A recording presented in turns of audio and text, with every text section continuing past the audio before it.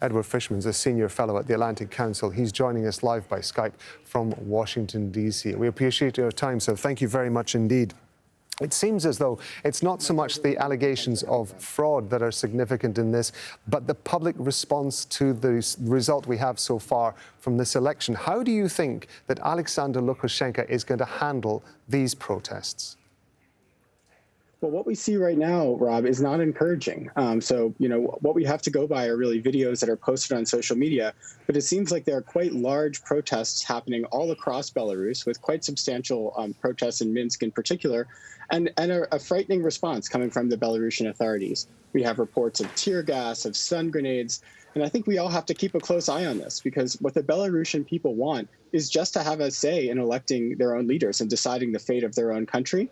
And this is a very, very tenuous situation, and we really need to keep a close eye on it and make sure that there's no violence against these protesters. I was talking to our correspondent, Step Vassen, who has been live for us in Minsk as the election process has been going forward. She was saying that the opposition had been trying to encourage the security forces and the military to actually join their ranks. What do you think the likelihood is of that happening, given the strength of feeling in Minsk, and in Belarus, I should say, now compared to previous elections? Well, Rob, it's very difficult to get really a finger on the pulse of what the population in Belarus thinks, because public opinion polling has been banned in the country for some time. However, some of the most credible reports suggest that Lukashenko's support in the country may be well below 10%.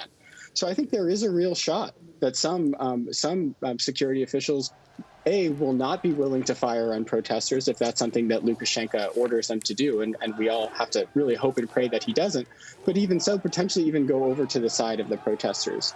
I think what's really important, though, Rob, is what is the response out of the EU and Russia going to be? Because there are obviously frightening echoes that we see of the 2014 protests in the Maidan that led to a Russian intervention.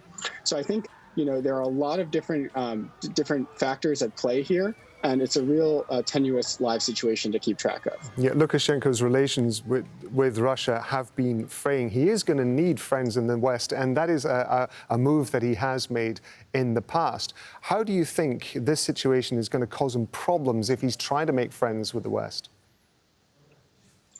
I think it's going to cause real problems, as it should. And I think, the West needs to have a unified response to this. And I think the ideal response that we should all hope for from both the EU and the United States is one that couples carrots and sticks. And I think, clearly this election was rigged. There is no possible way that Lukashenko has beyond 80% of the vote. So I think the outcome we want to see now is, some sort of deal in which a level of aid, because economic situation in Belarus right now is quite dire, is tied to a new free and fair election to happen 3 to 6 months down the road, with international inspectors actually ensuring that election takes place.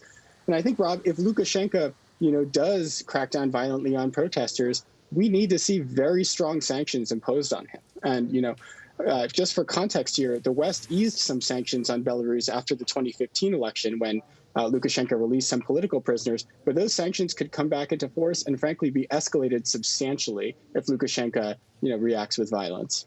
It's really good to get your thoughts on this. Edward Fishman of the Atlantic Council. We appreciate it. Thank you very much indeed. My pleasure.